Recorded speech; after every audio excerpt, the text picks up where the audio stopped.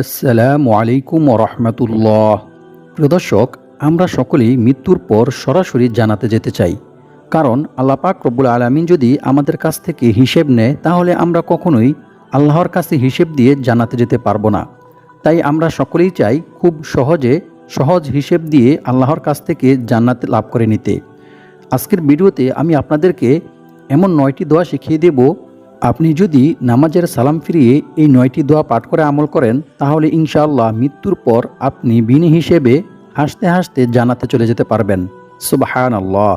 সম্মানিত ভিউয়ার্স, নামাজের সালাম ফিরিয়ে কোন 9টি দোয়া পাঠ করে আমল করিলে মৃত্যুর পর বিনা হিসেবে জান্নাতে যাওয়া যাবে, সেই 9টি দোয়া সম্পর্কে জানতে চাইলে ভিডিওটি স্কিপ না করে সম্পূর্ণ ভিডিওটি দেখতে থাকুন। আর ভিডিওটি ভালো লাগলে লাইক, কমেন্ট, শেয়ার করে চ্যানেলটি সাবস্ক্রাইব করে আমাদের পাশে থাকুন।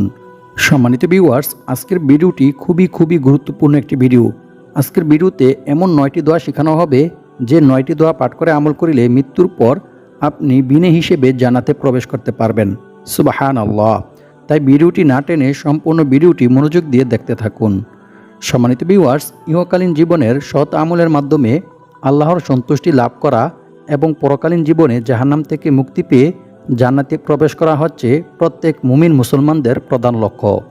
আর জান্নাত লাভ করতে হলে রাসূল সাল্লাল্লাহু আলাইহি ওয়াসাল্লামের শিখানো পদ্ধতি অনুযায়ী শিরিক ও বিদআত মুক্ত আমল করতে হবে। তাই আমাদের সকলের উচিত শিরিক ও বিদআত থেকে দূরে থাকা।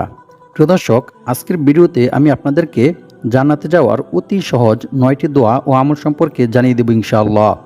সম্মানিত ভিউয়ার্স, প্রথমে আমরা জান্নাতের কিছু নাজ নেয়ামত সম্পর্কে জেনে নেই। জান্নাতের নেয়ামত সমূহ। জান্নাতবাসীদের জন্য আল্লাহ তাআলা অফুরন্ত নেয়ামত প্রস্তুত করে রেখেছেন। সুবহানাল্লাহ। আল্লাহ তাআলা পবিত্র কোরআনের মধ্যে বলেন, ওয়া ইযা রাআইতা সাম্মা রাআইতা নাঈমান ওয়া মুলকান কাবীরা। অর্থ, আর যখন তুমি সেখানে দেখবে, তখন দেখতে পাবে ভোগবিলাসের উপকরণ ও বিশাল রাজ্য। সুবহানাল্লাহ। সূরা দাহার আয়াত নং 20। অন্য এক আয়াতে আল্লাহ তাআলা বলেন, ফাআম্মা মান সাকুলাত মাওয়াজিনু ফাহুয়া ফি ঈশাতির রাদিয়াহ ওয়া আম্মা মান খাফফাত মাওয়াজিনু ফাউম্মুহু হাওিয়া। অর্থ, তখন যার নেকির পাল্লা ভারী হবে, সে লাভ করবে সন্তোষজনক স্থান অর্থাৎ জান্নাত। আর যার নেকির পাল্লা হালকা হবে, তার অবস্থান হবে জাহান্নামে। নাউযু বিল্লাহি মিন যালিক। সূরা কারিয়া আয়াত নং 9। সম্মানিত ভিউয়ার্স, মুমিনের প্রতিটি কাজ ও মুহূর্ত আমল ও ইবাদত যখন সব কিছু আল্লাহর হুকুম ও রাসূল সাল্লাল্লাহু আলাইহি ওয়াসাল্লামের সুন্নত অনুযায়ী হয়, তখন সব কিছু ইবাদতে পরিণত হয় এবং সওয়াবযোগ্য হয়। আল্লাহ তাআলা বান্দার জন্য এর সব কিছু পুণ্যময় করে দেন। সুবহানাল্লাহ। অন্য সব কিছুর মতোই প্রত্যেক ফরজ নামাজের পর কিছু আমল রয়েছে। আমলগুলো করিলে বান্দার জীবন সুন্দর, বরকতময় ও সুশৃঙ্খল হয়। আল্লাহর রাসূল সাল্লাল্লাহু আলাইহি ওয়াসাল্লাম বলেন, প্রত্যেক ফরজ নামাজের শেষে কিছু দোয়া রয়েছে। যে ব্যক্তি এই দোয়াগুলো পড়ে বা কাজে লাগায়, সে কখনো ক্ষতিগ্রস্ত হবে না। সুবহানাল্লাহ। মুসলিম শরীফ হাদিস নং 1237। হযরত আনাস বিন মালিক রাদিয়াল্লাহু তাআলা আনহু থেকে বর্ণিত, তিনি বলেন, রাসূল সাল্লাল্লাহু আলাইহি ওয়াসাল্লাম বলেছেন, কোনো ব্যক্তি যদি আল্লাহর কাছে 3 বার জান্নাতের দোয়া করে অর্থাৎ জান্নাত চায়, তখন জান্নাত আল্লাহ তাআলার কাছে বলে, হে আল্লাহ, আপনি আপনার এই বান্দাকে জান্নাতে প্রবেশ করান। সুবহানাল্লাহ। আর কোনো ব্যক্তি যদি জাহান্নাম থেকে 3 বার আল্লাহ তাআলার কাছে আশ্রয় চায়, তখন জাহান্নাম বলে, হে আল্লাহ, আপনি আপনার এই বান্দাকে জাহান্নাম থেকে মুক্তি দিন। সুবহানাল্লাহ। জামিয়া তিরমিজি হাদিস নং 1572। তাই আমাদেরকে আল্লাহ তাআলার নিকট বেশি বেশি জান্নাত চাইতে হবে এবং জাহান্নাম থেকে মুক্তি চাইতে হবে। সম্মানিত ভিউয়ার্স, কোন দোয়া পাঠ করে আল্লাহ তাআলার কাছে জান্নাত চাইতে হবে এবং জাহান্নাম থেকে মুক্তি চাইতে হবে, সেই দোয়াটি সম্পর্কে আমি আপনাদেরকে কিছুক্ষণ পরেই জানিয়ে দেব। এখন আমি আপনাদেরকে জানিয়ে দেব ফরজ নামাজের পর রাসূল সাল্লাল্লাহু আলাইহি ওয়াসাল্লাম কোন দোয়াগুলি সবসময় পাঠ করে আমল করতেন এবং আমাদেরকেও পাঠ করতে বলেছেন। এবং আপনারা যদি এই দোয়াগুলি পাঠ করেন, তাহলে ইনশাআল্লাহ মৃত্যুর পর আপনারা হাসতে হাসতে বিনা হিসেবে জান্নাতে প্রবেশ করতে পারবেন। সুবহানাল্লাহ। নাম্বার 1, ফরজ নামাজের সালাম ফিরানোর সাথে সাথে রাসূল সাল্লাল্লাহু আলাইহি ওয়াসাল্লাম একবার তাকবীর পাঠ করতেন। ইবনে আব্বাস রাদিয়াল্লাহু তাআলা আনহু বলেন, ফরজ নামাজের সালাম ফিরানোর পর রাসূল সাল্লাল্লাহু আলাইহি ওয়াসাল্লাম একবার তাকবীর পাঠ করতেন। আমি সেই তাকবীরের আওয়াজ শুনে রাসূল সাল্লাল্লাহু আলাইহি ওয়াসাল্লামের নামাজ শেষ হওয়া বুঝতে পারতাম। বুখারী শরীফ হাদিস নং 842। নাম্বার 2, ফরজ নামাজের সালাম ফিরানোর পর 3 বার ইস্তেগফার পাঠ করা। রাসূল সাল্লাল্লাহু আলাইহি ওয়াসাল্লাম নামাজের সালাম ফিরিয়ে 3 বার ইস্তেগফার পাঠ করতেন। মুসলিম শরীফ হাদিস নং 1362। সম্মানিত ভিউয়ার্স, ইস্তেগফারের মধ্যে অসংখ্য অগণিত পুরস্কার ও ফজিলত রয়েছে। ইস্তেগফার পাঠ করলে যেমন দুনিয়াতেও কল্যাণ, তেমনিভাবে পরকালেও কল্যাণ রয়েছে। তাই আমাদের উচিত বেশি বেশি তাওবা ইস্তেগফার পাঠ করা। আজকের ভিডিওতে আমি আপনাদেরকে এরকম 2টি ইস্তেগফার সম্পর্কে জানিয়ে দেব, যে 2টি ইস্তেগফার পাঠ করিলে আল্লাহ তাআলা আপনাকে মৃত্যুর পর সরাসরি জান্নাতে প্রবেশ করাবেন এবং আপনার জীবনের সকল গুনাহ আল্লাহ তাআলা ক্ষমা করে দিবেন। সুবহানাল্লাহ। সম্মানিত ভিউয়ার্স, ইস্তেগফার পাঠ করার প্রতি গুরুত্ব দিয়ে মহান আল্লাহ তাআলা পবিত্র কোরআনের মধ্যে বলেন, ইল্লা মান তাবা ওয়া আমানা ওয়া আমিলা আমালান সলিহা ফাউলাইকা ইউবাদদিলুল্লাহু সাইয়্যাতিহিম হাসানাত ওয়া কানাল্লাহু গফুরার রহিমা। অর্থ, তবে যে ব্যক্তি তাওবা করে, ঈমান আনে এবং সৎকর্ম করে, পরিণামে আল্লাহ তাআলা তার পাপগুলোকে নেকি দ্বারা পরিবর্তন করে দেন। সুবহানাল্লাহ। আল্লাহ তাআলা অতি ক্ষমাশীল ও পরম দয়ালু। সূরা ফুরকান আয়াত নং 70। সম্মানিত ভিউয়ার্স, গুনাহ করার পর তাওবা করা একজন প্রকৃত মুমিনের গুণ। মানুষের মাঝে গুনাহ করার পর তাওবা করার এবং আপন রবের কাছে ফিরে যাওয়ার ক্ষমতা আছে বলেই আল্লাহ তাআলা মানুষ জাতিকে সৃষ্টি করেছেন। এক হাদিসে রাসূল সাল্লাল্লাহু আলাইহি ওয়াসাল্লাম বলেন, সেই মহান সত্তার কসম যার হাতে আমার প্রাণ, যদি তোমরা গুনাহ না করতে তাহলে আল্লাহ তাআলা তোমাদেরকে ধ্বংস করে দিয়ে তোমাদের পরিবর্তে এমন এক জাতি দুনিয়াতে পাঠাতো যারা গুনাহ করত এবং আল্লাহ তাআলার কাছে ক্ষমা প্রার্থনা করত, আর আল্লাহ তাআলা তাদেরকে ক্ষমাও করে দিতেন। সুবহানাল্লাহ। মুসলিম শরীফ হাদিস নং 2748। সম্মানিত ভিউয়ার্স, এই হাদিস দ্বারা বোঝা যায় বান্দা গুনাহ করবে এটা স্বাভাবিক, বান্দার দ্বারা গুনাহ হবে এটাও স্বাভাবিক। তবে গুনাহ করার পর যে ব্যক্তি আল্লাহর ভয়ে, আল্লাহর আযাবের ভয়ে আল্লাহ তাআলার কাছে তাওবা ইস্তেগফার করে, ক্ষমা প্রার্থনা করে, আল্লাহ তাআলা তাকে অনেক পছন্দ করেন, অনেক ভালোবাসেন। কারণ আল্লাহ তাআলা বান্দার তাকওয়া দেখেন, বান্দার আল্লাহভীতি দেখেন। বান্দা আল্লাহ তাআলাকে কতটুকু ভয় পায় আল্লাহ তাআলা সেটাই দেখেন। রাসূল সাল্লাল্লাহু আলাইহি ওয়াসাল্লাম বলেন, মরুভূমিতে হারিয়ে যাওয়া উট খুঁজে পেয়ে উটের মালিক যতটা খুশি হয় যখন কোনো গুনাহগার বান্দা আল্লাহ তাআলার কাছে তাওবা ইস্তেগফার করে, ক্ষমা প্রার্থনা করে, তখন আল্লাহ তাআলা এর চাইতে বেশি খুশি হন। সুবহানাল্লাহ। আল্লাহু আকবার। তাই আমাদেরকে বেশি বেশি তাওবা ইস্তেগফার পাঠ করতে হবে। নামাজের পরে কিংবা এছাড়াও যে কোনো সময় আমাদেরকে বেশি বেশি তাওবা ইস্তেগফার পাঠ করতে হবে। ভয়াবহ বিপদ কিংবা প্রাকৃতিক দুর্যোগ দিয়ে মহান আল্লাহ তাআলা মাঝে মাঝে বান্দাকে পাপের শাস্তি দেন, কিন্তু বান্দা যখন ইস্তেগফারে রত হয়ে যায় তখন আল্লাহ তাআলা আযাব উঠিয়ে নেন। সুবহানাল্লাহ। পবিত্র কোরআনে বলা হয়েছে, এবং আল্লাহ তাআলা এমনও নন যে লোকেরা আল্লাহ তাআলার কাছে ক্ষমা প্রার্থনা করবে ও ইস্তেগফার করবে অথচ তিনি তাদেরকে শাস্তি দিবেন। সুবহানাল্লাহ। সূরা আনফাল আয়াত নং 33।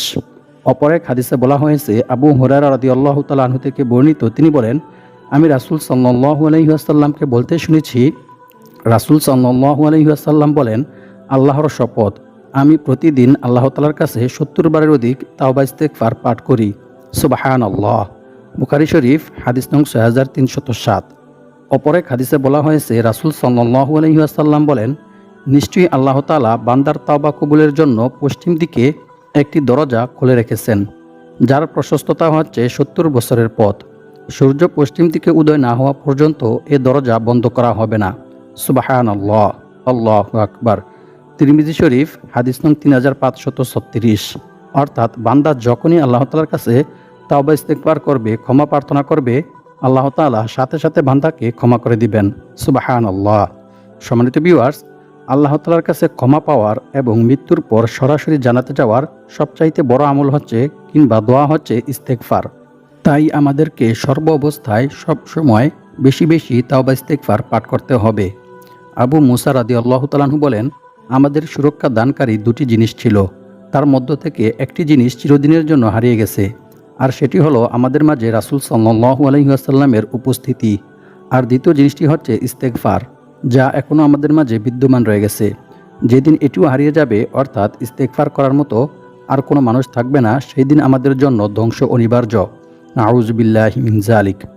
অন্য এক হাদিসে বলা হয়েছে, আয়েশা রাদিয়াল্লাহু তাআলা আনহা থেকে বর্ণিত, তিনি বলেন, রাসূল সাল্লাল্লাহু আলাইহি ওয়াসাল্লাম বলেছেন, বান্দা যখন গুনাহ করার পর তা স্বীকার করে এবং অনুতপ্ত হয়, অতঃপর আল্লাহ তাআলার কাছে ক্ষমা চায়, তখন আল্লাহ তাআলা বান্দাকে ক্ষমা করে দেন।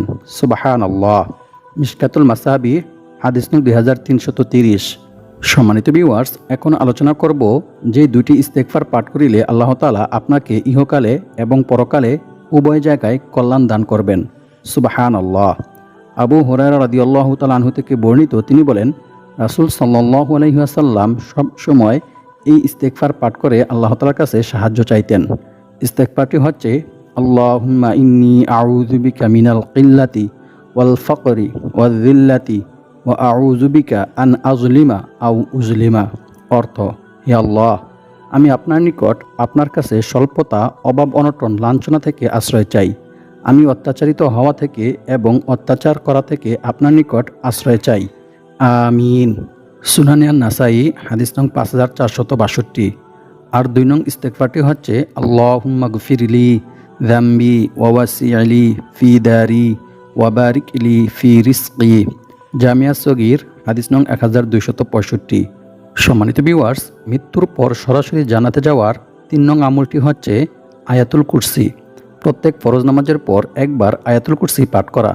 রাসূল সাল্লাল্লাহু আলাইহি ওয়াসাল্লাম বলেছেন, যে ব্যক্তি প্রত্যেক ফরজ নামাজের পর আয়াতুল কুরসি পাঠ করবে, তার জন্য জান্নাতে প্রবেশের পথে মৃত্যু ব্যতীত আর কোনো কিছুই বাধা থাকবে না। সুবহানাল্লাহ। অর্থাৎ সে ব্যক্তি মৃত্যুবরণ করার সাথে সাথেই জান্নাতে চলে যাবে। সুবহানাল্লাহ। সম্মানিত ভিউয়ার্স, এখন আমি আপনাদেরকে জানিয়ে দেব মৃত্যুর পর বিনা হিসেবে সরাসরি জান্নাতে যাওয়ার জন্য যেই 2টি দোয়া পাঠ করতে হবে। প্রথমটি হচ্ছে, আল্লাহুম্মা ইন্নী আসআলুকাল জান্নাতা ওয়া আউযু বিকা মিনান নার। অর্থ, হে আল্লাহ, আমি আপনার কাছে জান্নাত কামনা করছি এবং জাহান্নাম থেকে আপনার কাছে আশ্রয় প্রার্থনা করছি। আমিন। আর দ্বিতীয় দোয়াটি হচ্ছে, আল্লাহুম্মা ইন্নী আসআলুকাল জান্নাতা ওয়াস্তাজিরু বিকা মিনান নার। অর্থ, হে আল্লাহ, নিশ্চয়ই আমি তোমার নিকট জান্নাত চাই এবং জাহান্নাম থেকে আশ্রয় চাই। আমিন। সুনানে আবু দাউদ। আর 3 নং দোয়াটি হচ্ছে, আল্লাহুম্মা ইন্নী আসআলুকাল জান্নাতা বিগাইরি হিসাব। অর্থ, হে আল্লাহ, আমি আপনার কাছে বিনা হিসেবে জান্নাত চাই। মুসনাদে আহমদ হাদিস নং 24261। সম্মানিত ভিউয়ার্স, এখন আমি আপনাদেরকে এমন একটি দোয়া সম্পর্কে জানিয়ে দেব, যে দোয়া পাঠ করিলে আল্লাহ পাক রব্বুল আলামিন আপনার জীবনের সকল গুনাহ ক্ষমা করে দিবেন। সুবহানাল্লাহ। হযরত সাদ ইবনে আবি ওয়াক্কাস রাদিয়াল্লাহু তাআলা আনহু থেকে বর্ণিত, তিনি বলেন, রাসূল সাল্লাল্লাহু আলাইহি ওয়াসাল্লাম বলেছেন, যে ব্যক্তি মুয়াজ্জিনের আজান শুনে এই দোয়া পাঠ করবে, তার গুনাহ ক্ষমা করে দেওয়া হবে। সুবহানাল্লাহ। দোয়াটি হচ্ছে, আশহাদু আল্লা ইলাহা ইল্লাল্লাহু ওয়াহদাহু লা শারীকা লাহু ওয়া আন্না মুহাম্মাদান আবদুহু ওয়া রাসূলুহু রাদিতু বিল্লাহি রাব্বান ওয়া বিমুহাম্মাদ রাসূলুল্লাহ ওয়া বিল ইসলামি দীনা। সম্মানিত ভিউয়ার্স, এখন আলোচনা করব এমন একটি দোয়া সম্পর্কে, যে দোয়া পাঠ করিলে রাসূল সাল্লাল্লাহু আলাইহি ওয়াসাল্লাম নিজে আপনার হাত ধরে আপনাকে জান্নাতে প্রবেশ করাবেন। সুবহানাল্লাহ। হযরত আবু সাঈদ খুদরি রাদিয়াল্লাহু তাআলা আনহু থেকে বর্ণিত, তিনি বলেন, রাসূল সাল্লাল্লাহু আলাইহি ওয়াসাল্লাম বলেছেন, যে ব্যক্তি এই দোয়া পাঠ করবে, তার জন্য জান্নাত ওয়াজিব হয়ে যাবে। সুবহানাল্লাহ। দোয়াটি হচ্ছে, রাদিতু বিল্লাহি রাব্বান ওয়া বিল ইসলামি দীনাও ওয়া বিমুহাম্মাদিন সাল্লাল্লাহু আলাইহি ওয়াসাল্লাম নাবিয়্যান ওয়া রাসূলা। অর্থ, আমি আল্লাহকে রব, ইসলামকে দিন এবং মুহাম্মদ সাল্লাল্লাহু আলাইহি ওয়াসাল্লামকে রাসূল হিসেবে পেয়ে সন্তুষ্ট হয়েছি। মুসলিম শরীফ হাদিস নং 1884। অন্য এক হাদিসে বলা হয়েছে, মুনাইজির রাদিয়াল্লাহু তাআলা আনহু থেকে বর্ণিত, তিনি বলেন, রাসূল সাল্লাল্লাহু আলাইহি ওয়াসাল্লাম বলেছেন, যে ব্যক্তি সকালে উপনীত হয়ে এই দোয়া পাঠ করবে, আমি তার হাত ধরে তাকে জান্নাতে পৌঁছে দিব। সুবহানাল্লাহ। মুজামুল কাবির হাদিস নং 355। এছাড়াও অপর এক হাদিসে বলা হয়েছে, সাওবান রাদিয়াল্লাহু তাআলা আনহু থেকে বর্ণিত, তিনি বলেন, রাসূল সাল্লাল্লাহু আলাইহি ওয়াসাল্লাম বলেছেন, যে ব্যক্তি সন্ধ্যায় উপনীত হয়ে এই দোয়া পাঠ করবে, স্বয়ং আল্লাহ তাআলা নিজে তার উপর সন্তুষ্ট হবেন। সুবহানাল্লাহ। অন্য এক হাদিসে বলা হয়েছে, রাসূল সাল্লাল্লাহু আলাইহি ওয়াসাল্লাম বলেন, যে ব্যক্তি সকাল বিকেল 3 বার এই দোয়া পাঠ করবে, কিয়ামতের দিন মহান আল্লাহ তাআলা তার নেকি বৃদ্ধির মাধ্যমে তাকে সন্তুষ্ট করবেন। সুবহানাল্লাহ। আল্লাহু আকবার। সম্মানিত ভিউয়ার্স, এখন আলোচনা করব জান্নাতে যাওয়ার একদম সহজ কিছু দোয়া নিয়ে। জাবের রাদিয়াল্লাহু তাআলা আনহু থেকে বর্ণিত, তিনি বলেন, রাসূল সাল্লাল্লাহু আলাইহি ওয়াসাল্লাম বলেছেন, যে ব্যক্তি সুবহানাল্লাহিল আযীম ওয়া বিহামদিহি এই দোয়া পাঠ করবে, তার জন্য জান্নাতে একটি খেজুর গাছ রোপণ করা হবে। সুবহানাল্লাহ। তিরমিজি শরীফ 3464। অন্য এক হাদিসে বলা হয়েছে, আবু হুরায়রা রাদিয়াল্লাহু তাআলা আনহু থেকে বর্ণিত, তিনি বলেন, রাসূল সাল্লাল্লাহু আলাইহি ওয়াসাল্লাম বলেছেন, যে ব্যক্তি ফজরের নামাজের পর 100 বার সুবহানাল্লাহ ও 100 বার লা ইলাহা ইল্লাল্লাহ পাঠ করবে, তার গুনাহসমূহ ক্ষমা করে দেওয়া হবে, যদিও তা সমুদ্রের ফেনারাশি পরিমাণ হয়ে থাকে। সুবহানাল্লাহ, আল্লাহু আকবার। সম্মানিত ভিউয়ার্স, এখন আলোচনা করব জান্নাতে যাওয়ার সবচাইতে উত্তম দুরূদ শরীফ সম্পর্কে। রাসূল সাল্লাল্লাহু আলাইহি ওয়াসাল্লাম বলেন, যে ব্যক্তি আমার উপর একবার দুরূদ পাঠ করবে, আল্লাহ তাআলা তার উপর 10 বার রহমত বর্ষণ করবেন এবং ফেরেশতারা তার জন্য রহমত মাগফিরতের দোয়া করতে থাকবেন। সুবহানাল্লাহ। অন্য এক হাদিসে বলা হয়েছে, রাসূল সাল্লাল্লাহু আলাইহি ওয়াসাল্লাম বলেন, যে ব্যক্তি আমার উপর সকালে 10 বার এবং সন্ধ্যায় 10 বার দুরূদ শরীফ পাঠ করবে, কিয়ামতের দিন তার জন্য আমার সুপারিশ ওয়াজিব হয়ে যাবে।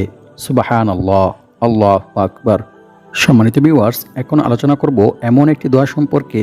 এই দোয়াটি আপনি যদি 7 বার পাঠ করেন, তাহলে জাহান্নাম নিজে আল্লাহ তাআলার কাছে আপনার জন্য দোয়া করবে, আপনাকে যেন জাহান্নাম থেকে মুক্তি দেওয়া হয়। সুবহানাল্লাহ। দোয়াটি ফজর এবং মাগরিবের নামাজের পর 7 বার পাঠ করতে হবে। রাসূল সাল্লাল্লাহু আলাইহি ওয়াসাল্লাম বলেন, যে ব্যক্তি ফজর নামাজের পর এই দোয়া 7 বার পাঠ করবে, সেই ব্যক্তি ওই দিন সন্ধ্যা হওয়ার আগে মারা গেলে তাকে জাহান্নাম থেকে মুক্তি দেওয়া হবে। সুবহানাল্লাহ।